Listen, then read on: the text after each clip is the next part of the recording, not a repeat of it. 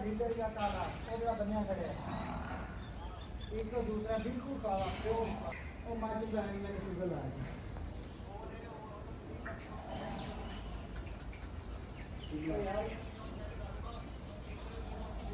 आज ऐसे बना के भेज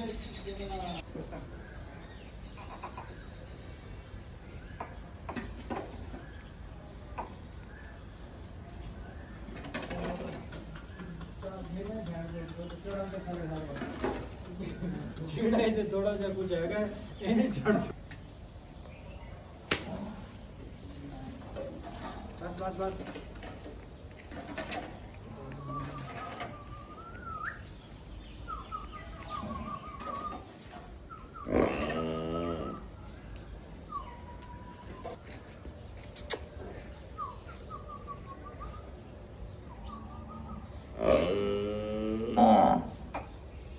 बनेगा क्यों नहीं